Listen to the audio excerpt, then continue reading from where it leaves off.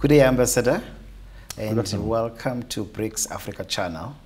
Thank you. Today, I thought we'll take some time since our time in St. Petersburg and get some time to get to know what can be done between South Africa and Russia to improve and our historical relations. Let me begin by saying that the fundamentals of our relationship are very strong. Actually, on a broader scale, today is the 63rd anniversary of the adoption by the UN General Assembly of the Declaration on the Granting of Independence to Colonial Countries and Peoples. And that one was the initiative, diplomatic initiative by the Soviet diplomacy. And it played a crucial role in decolonization of the whole of Africa. And then several other very important initiatives were tabled by the USSR, our predecessor, as Russia is a continuing state. In particular, the Special Committee on Decolonization was established by the Soviet initiative, and many other things happened due to that.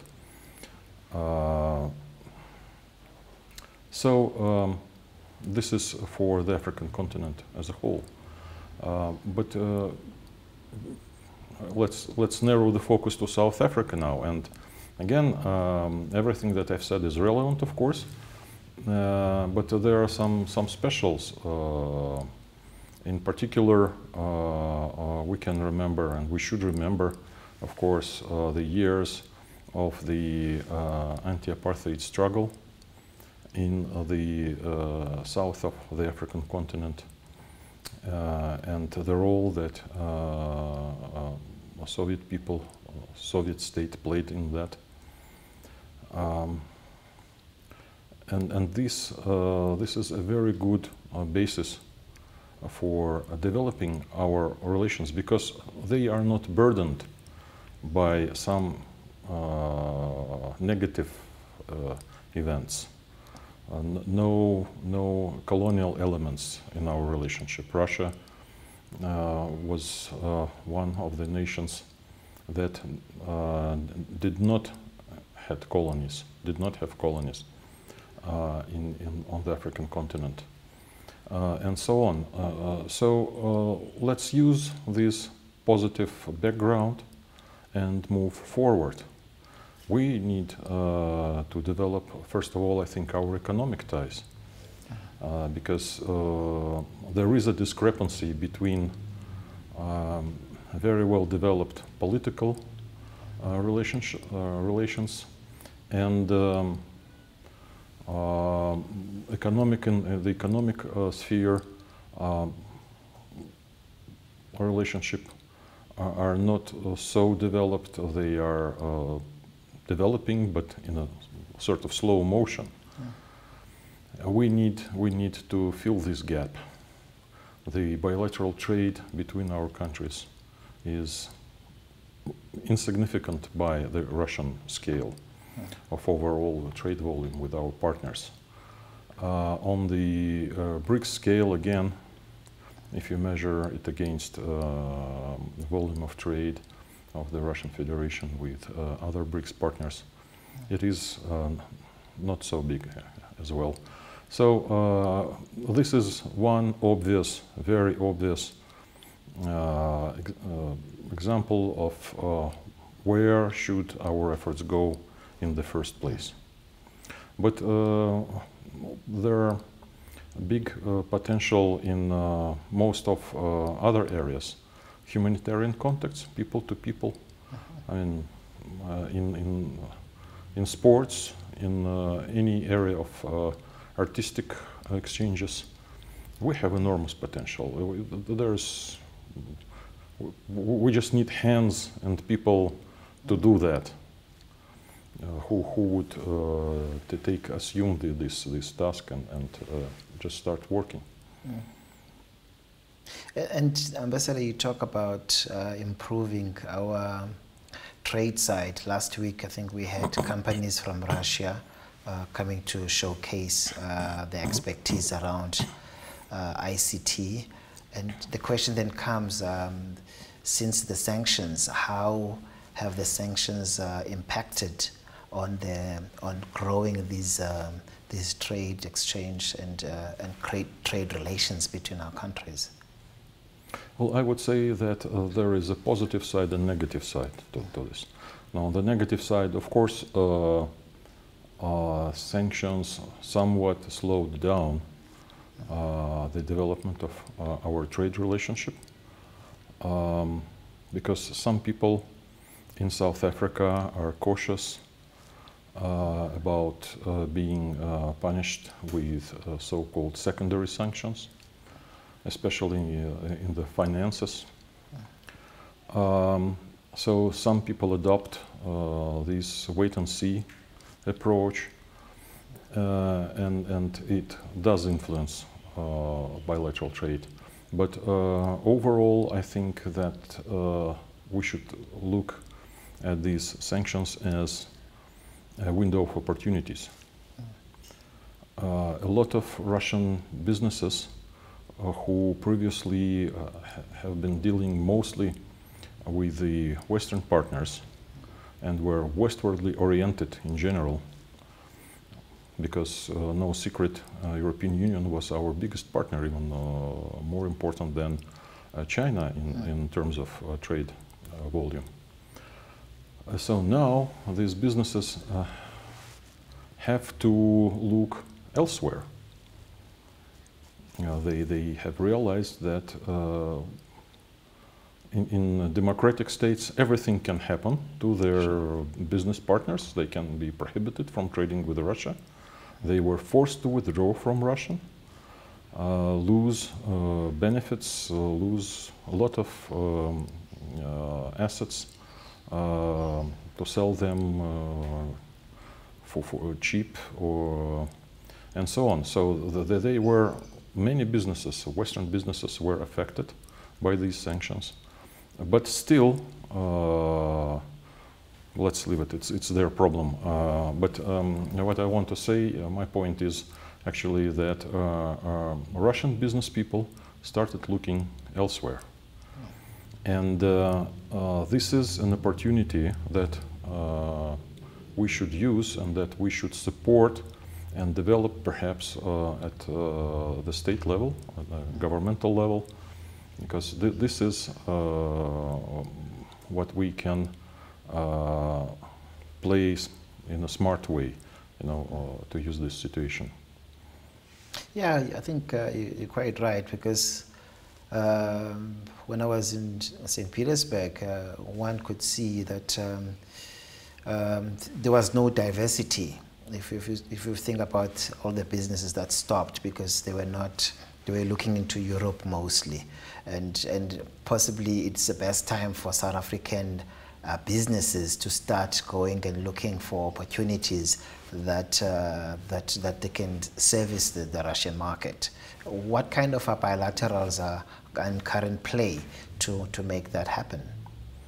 One example you have just provided us with, it's that kind of business missions as the one that just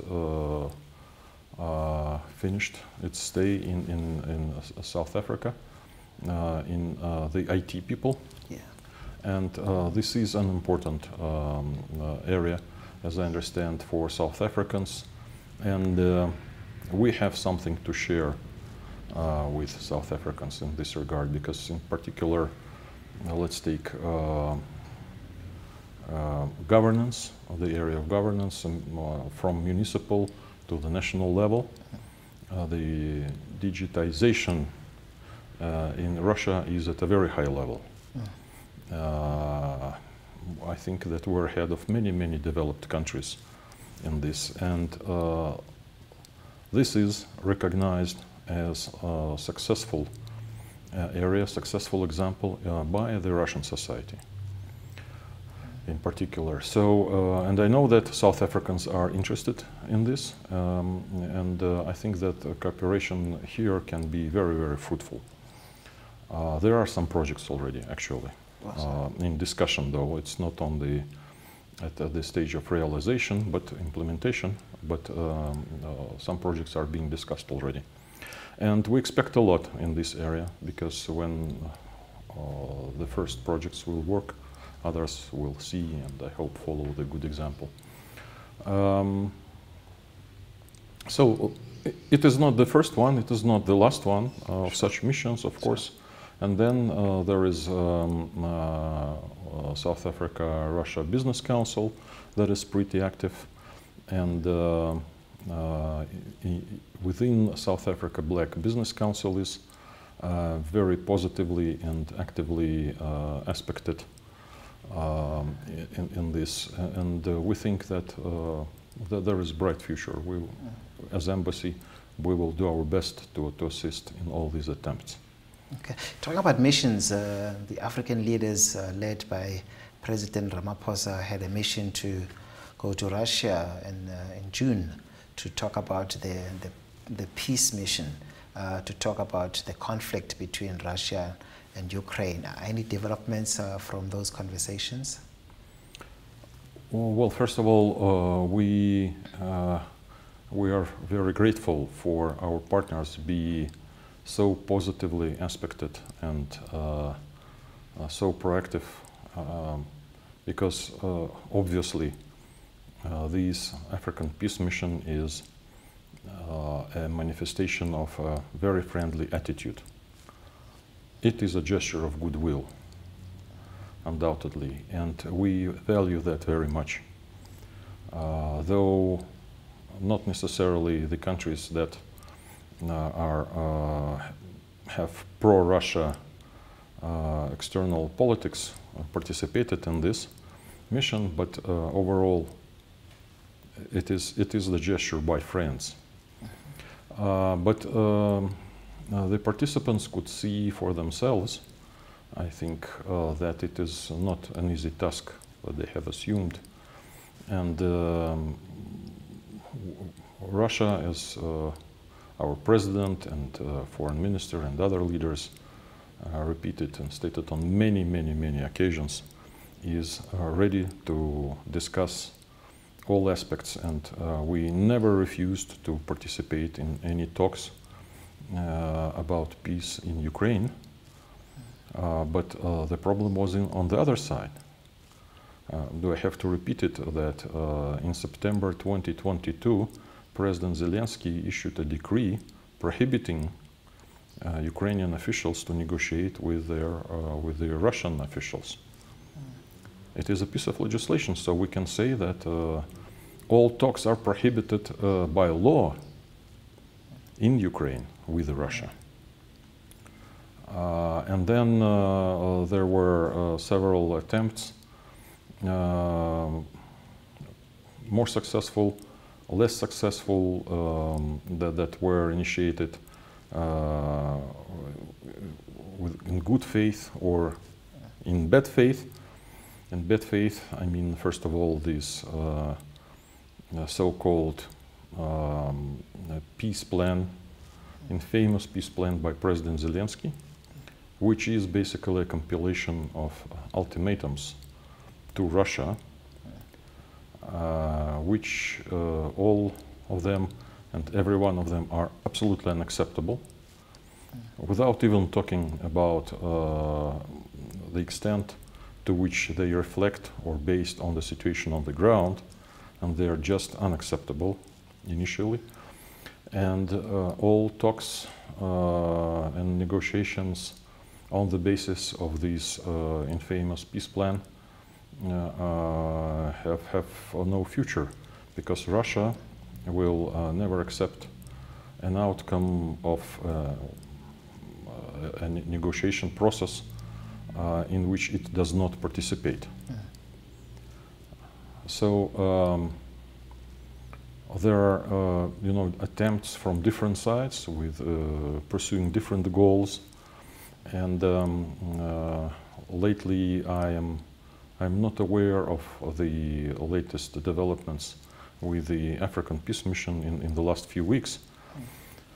But we value the drive of our African partners. Yeah. Yeah, well, the leaders are one thing when it comes to peace and promotion of peace, but more importantly, it's both our nations, our people, that need to keep our relations going high, because it is really relations not only of leaders, but it's the strong historical ties that we share for decades and decades. Absolutely, I agree. And we have a lot to do in this area. Yeah. Talking about that, do you know next year there's going to be the Games of the Future from the 24th of Feb until 1st of March. So we're looking forward to be in Russia. I think South Africa is also participating in those international games. Well, yes, the next year Russia will assume presidency in BRICS. We will pick it up on the 1st of January, where South African chairmanship will leave it. 12 p.m. on the 31st of December, and the BRICS will start operating in a new format, in an expanded format, the achievement of the South African presidency. So we will try to make the transition to the extended format as smooth as possible. In particular, we will try not to let the number of events drop. It will be about 200 of them. We would prefer to have all the meetings in person, but it will be hardly possible in every case to have that format in 100%. BRICS sports games is just one of the almost 200 events, as I said, and they will take place, if my recollection is good, in June in Kazan. And we expect a lot from this event, because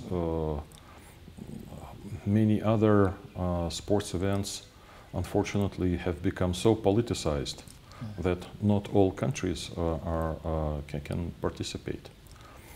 We need to have sports outside of politics, definitely.